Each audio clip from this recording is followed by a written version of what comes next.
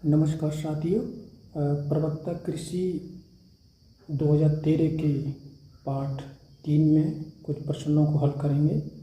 पहला प्रश्न दिया हुआ है, मृदा संरचना। यह मृदा स्ट्रक्चर किससे संबंधित है? स्ट्रक्चर सॉइल यानी मृदा संरचना। ये मृदा का क्या है? भौतिक गुण है। मृदा का एक भौतिक गुण है। तो मृदा में उपस्थित बालू, सिल्ट, चिकनी मिट्टी या मृक्का मिट्टी, इनकी जो व्यवस्था होती है उसी को क्या बोलते हैं हम? सॉइल स्ट्रक्चर या मृदा संरचना बोलते हैं। जबकि एक और शब्द आता है इसमें, इसको बोलते हैं मृदा कणाकार। मृदा कणाकार में क्या होता है? बालू, सिल्ट और चिकनी का जो आपेक्षिक अनुपात होता है उसे बोलते हैं मृदा कणाकार। प्रश्न नंबर 17 है, क्रेव क्रिया होती है। तो क्रेव क्रिया ये माइटोकॉन्ड्रिया के मैट्रिक्स में संपन्न होती है, क्योंकि इस मैट्रिक्स में क्या होता है? सभी तरह के एंजाइम पाए जाते हैं। इसमें क्या होता है? सभी तरह के एंजाइम पाए जाते हैं, इसलिए क्रेव साइकिल ये माइटोकॉन्ड्रिया के मैट्रिक्स में ही होता है। क्रेव साइकिल के अन्य नाम है जैसे CAC, सिट्रिक एसिड साइकिल। ये नाम क्यों पड़ा? क्योंकि इसमें जो प्रथम उत्पाद बनता है वो सिट्रिक एसिड ही होता है, इसलिए इसका नाम पड़ा CAC। TCA यानी ट्राई कार्बोक्सिलिक एसिड चक्र के नाम से भी इसको जाना जाता है। ये ऑक्सीजन की उपस्थिति में होती है, इसलिए इसको क्या बोलते हैं? एरोबिक रेस्पिरेशन, एरोबिक श्वसन के नाम से जानते हैं। वैज्ञानिक हुए थे जिनका नाम था हैंस क्रेव, उन्होंने इस साइकिल को किया था। इसमें जो कुल चरण होते हैं वो होते हैं 8 और ATP का उत्पादन कितना होता है? 24।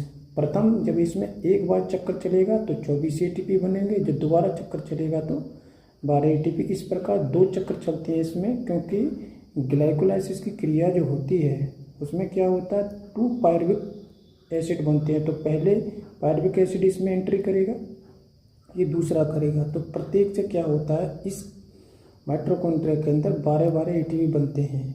तो प्रथम चक्कर में 12 ATP, पर द्वितीय चक्कर में 12 ATP। इस प्रकार से 24 ATP का उत्पादन होता है। तो आपका ऑप्शन कौन सा सही है? B।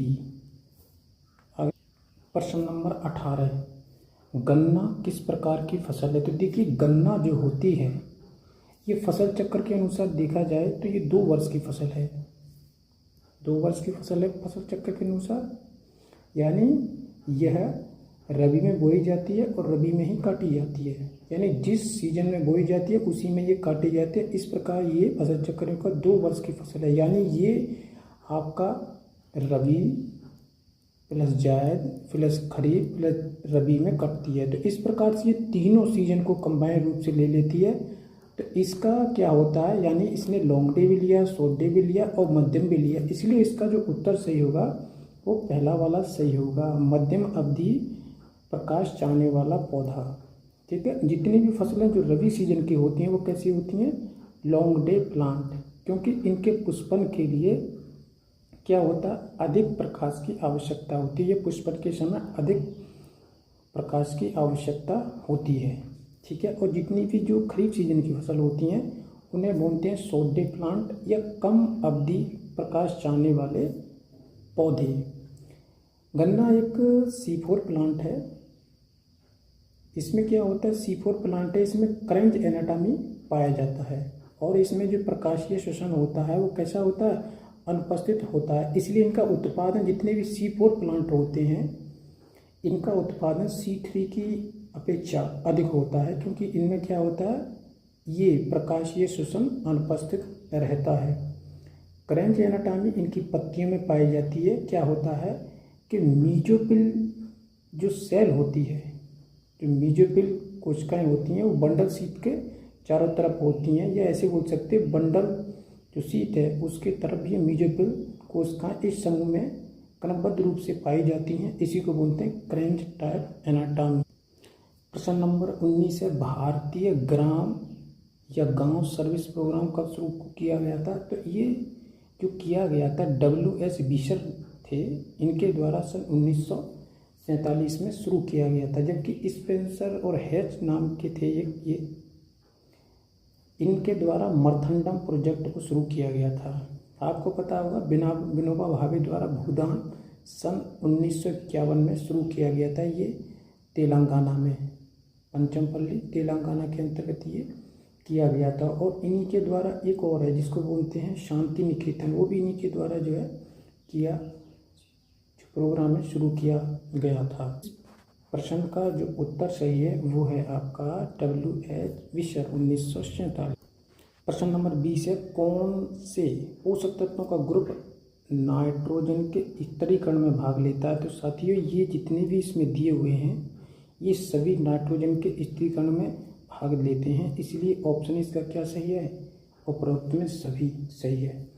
क्योंकि हम जानते हैं कि जो एंजाइम होता है नाइट्रोजिनेज, ये जैसे आपका जो राइजोबियम होता है और आपका जो एजोटोबैक्टर होता है, इनमें ये पाया जाता है। ये करता क्या है, जो वायुमंडल में पाई जाने वाली जो नाइट्रोजन है उसको क्या करता है, ये अमोनिकल के रूप में बदल देता है। इसके रूप में बदलता है, अमोनिकल के रूप में बदल देता है। और ये एंजाइम किस में पाया जाता है? ये एंजाइम इन जीवाणुओं के अंदर पाया जाता है। प्रश्न नंबर 21, लवणता में उगने वाले पौधे कहलाते हैं? तो साथियों लवणता में उगने वाले पौधे क्या कहलाते हैं? हेलोफाइट। हेलो का मतलब होता है लवणता, फाइट माने प्लांट। ऐसे पौधे जो लवण में उगना पसंद करते हैं उन्हीं को क्या कहा जाता है? हेलोफाइट। और एक इसमें शब्द दिया होगा एपीफाइट। एपी का मतलब होता है शीर्ष, ये ग्रीक शब्द है। फाइट मतलब प्लांट। ऐसे पौधे जो दूसरे पौधे के ऊपर होते हैं उनको क्या बोला जाता है? एपीफाइट प्लांट या एपीफाइट या शीर्ष, दूसरे पौधों पर उगने वाले पौधे या शीर्ष पर उगने वाले पौधे कहा जाता है।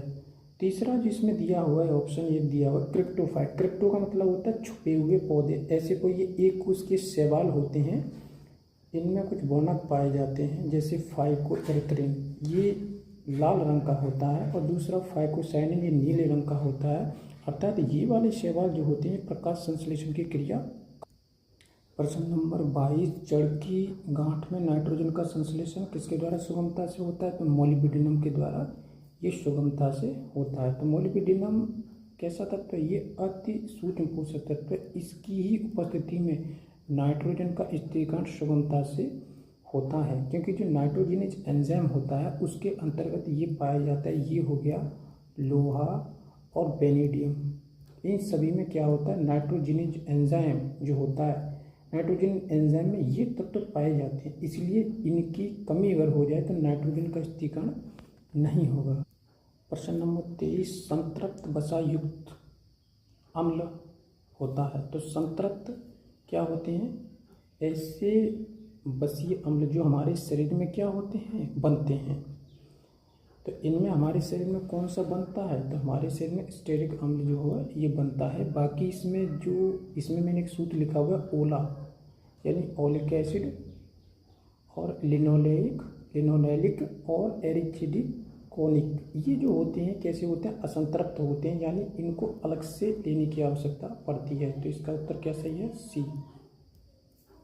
आज के लिए बस इतना ही साथियों, धन्यवाद।